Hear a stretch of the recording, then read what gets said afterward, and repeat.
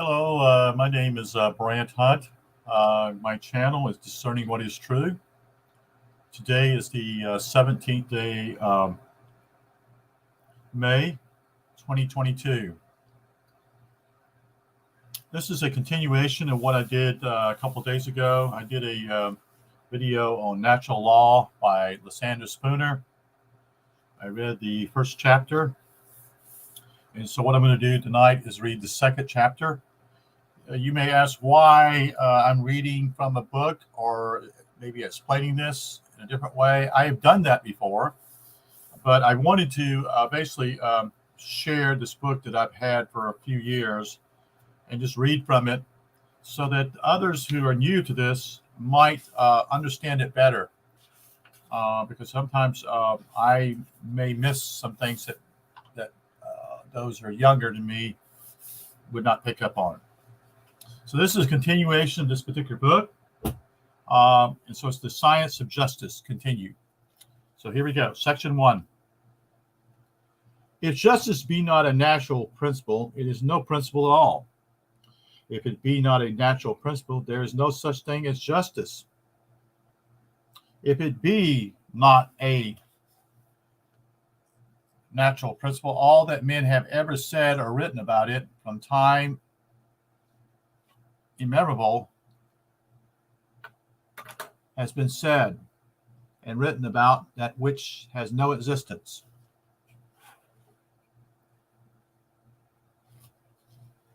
If it be not a natural principle, all the appeals for justice to have ever been heard and all the struggles for injustice, that is justice itself, that have ever been witnessed have been appeals and struggles for a mere fantasy, a vagary of imagination and not for a reality. If justice be not a natural principle, then there is no such thing as injustice. And all the crimes of which the world has been the scene have been no crimes at all, but only simple events like the falling of the rain or the setting of the sun, events of which the victims had no more reason to complain than they had to complain of the running of the streams or the growth of vegetation.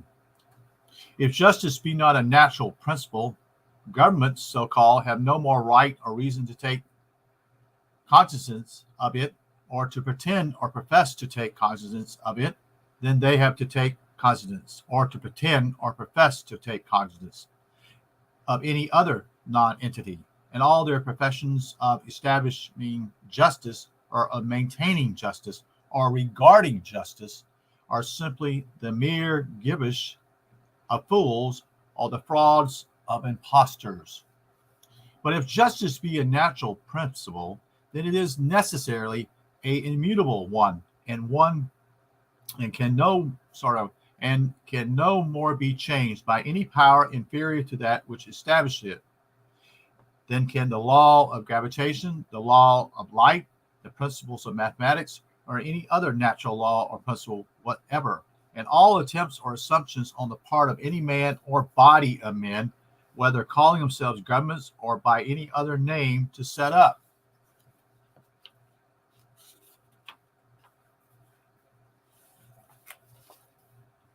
Their own commands, wills, pleasure, or discretion in the place of justice as a rule of conduct for any human being are as much an absurdity, a usurpation, and a tyranny as would be their attempts to set up their own commands, wills, pleasure, or discretion in the place of any and all the physical, mental, and moral laws of the universe. Section 2. If there be any such principle as justice, it is of necessity a natural principle, and as such it is a matter of science to be learned and applied like any other science. And to talk of either adding to or taking from it by legislation is just as false, absurd, and ridiculous as it would be to talk of adding to or taking from mathematics, chemistry, or any other science by legislation. Section 3. If there be in nature such a principle as justice, nothing can be added to or taken from its supreme authority by all the legislation of which the entire human race united are capable. So what he's saying here in this part simply is governments themselves are actually inferior unless they're actually supporting natural law. In other words, natural law is God's law. It is the supreme law of what we're supposed to be about here on this planet. And we somehow fell away. Now, this book, again, was written in 1882. So let's go back, and this is over 100 and possibly 140 years, okay? So you need to understand simply is that this has changed dramatically here in America. There is no natural law here, you see. And that's why I'm reading this. And I think even Lysander Spooner understood that even in his day, it was already changing. The ground was changing here in the United States. And all the attempts of the human race or any portion of it to add to or take from the supreme authority of justice, in any case whatever, it is of no more obligation upon any single human being than it is the idle wind. Section 4. If there be such a principle as justice or natural law, it is the principle or law that tells us what rights were given to every human being at his birth. What rights are, therefore, inherent in him as a human being, necessarily remain with him during life, and however capable of being trampled upon, are incapable of being blotted out, extinguished, annihilated, or separated, or eliminated from his nature as a human being, or deprived of their inherited authority or obligation. On the other hand, if there be no such principle as justice or natural law, then every human being came in the world utterly destitute in rights. And in coming into this world destitute of rights, he must necessarily forever remain so. For if no one brings any rights with him into the world, clearly no one can ever have any rights of his own or give any to another. And the consequences would be that mankind could never have any rights. And for them to talk of any such thing as their rights would be to talk of things that never had.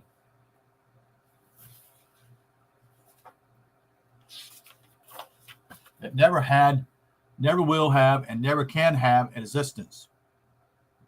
Section 5 of Chapter 2.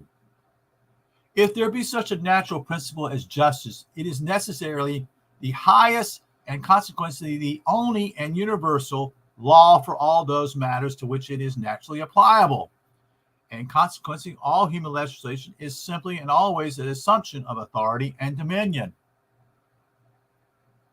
You get that? All human legislation is simply and always an assumption of authority and dominion, where no right of authority or dominion exists.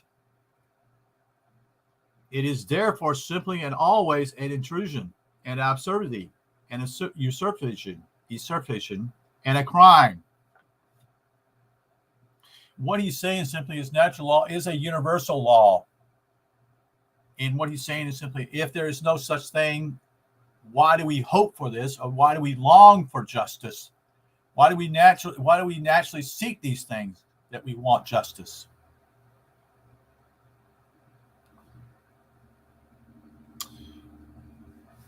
On the other hand, if there be no such natural principle as justice, there can be no such thing as injustice. So what I'm trying to say here is, what he's trying to say, I should say, is that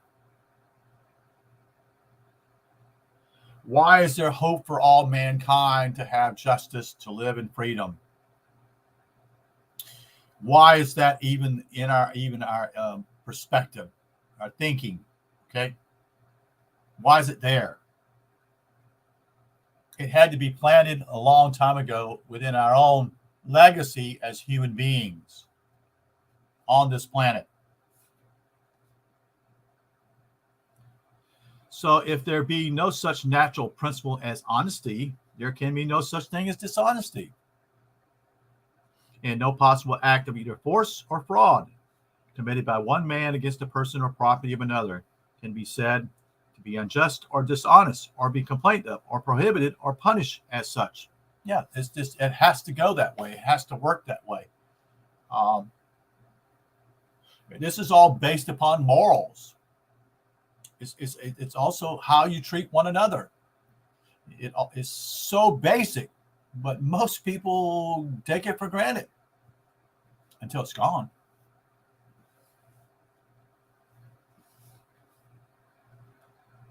In short, if there be no such principle as justice, there can be no such acts as crimes. In all the professions of government, so-called, that they exist either in whole or in part for the punishment or prevention of crimes, are professionals that they exist for the punishment or prevention of what never existed nor ever can exist. Such professions are therefore confessions that, so far as crimes are concerned, governments have no occasion to exist, that there is nothing for them to do, and that there is nothing that they can do. They are confessions that the government itself exists for the punishment and prevention of acts that are in their nature simply impossibilities. Section 4. If there be in nature such a principle as justice, such a principle as honesty, such principles as we describe by the words mine and thine, such principles as man's natural rights of person and property, then we have a mutable and a universal law, a law that we can learn as we learn any other science, a law that is paramount to and excludes everything that conflicts with it.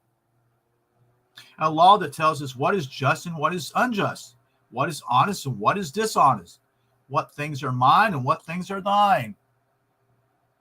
What are my rights of a person in property? What are your rights as persons in property? And where is the boundary between each and all of my rights as persons in property and each and all of your rights of person in property? And this law is the paramount law and the same law.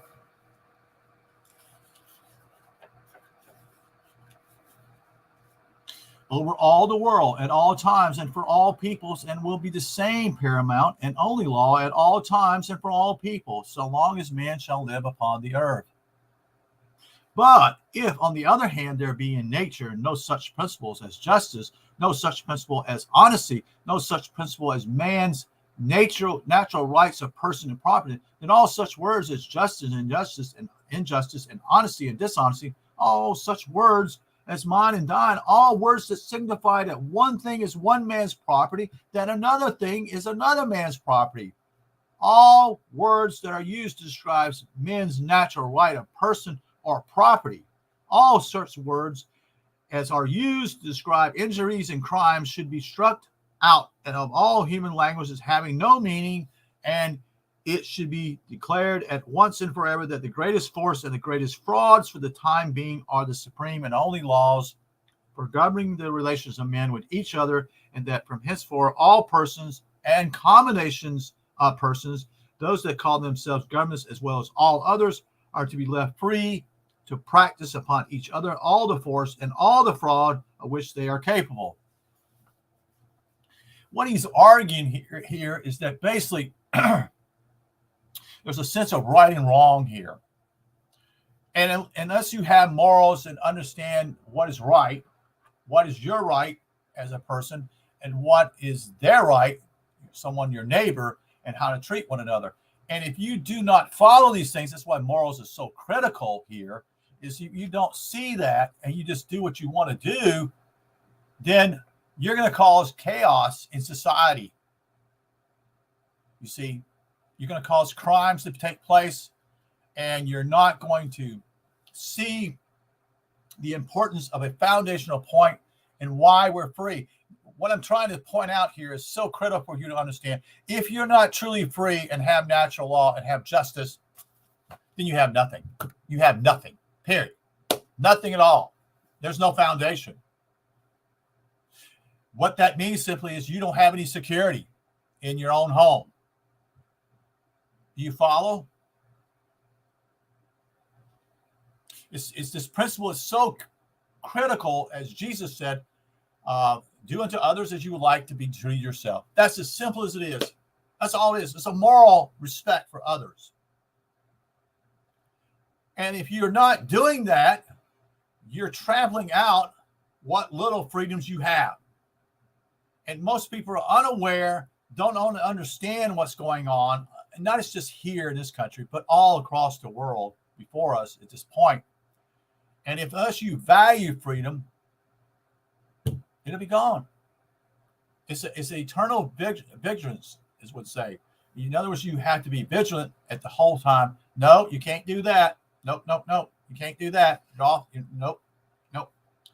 And if not, it will continue to crumble, and there won't be any foundation, period. So this is section 7. If there be no such science as justice, there can be no science of government. And all the capacity and violence by which all ages and nations, a few confederated villains have attained the mastery over the rest of mankind, reduced them to poverty and slavery, and established what they call governments to keep them in subjection, have been as legitimate examples of government as any that the world is ever to see. Section 8. If there be in nature such a principle as justice, it is necessarily the only political principle there ever was or ever will be. All the other so-called political principles which men are in the habit of inventing are not principles at all. They are either the mere concepts of the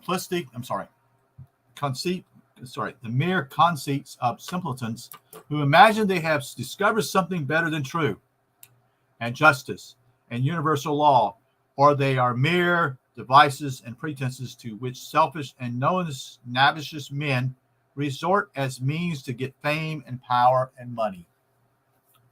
Now, I ask you,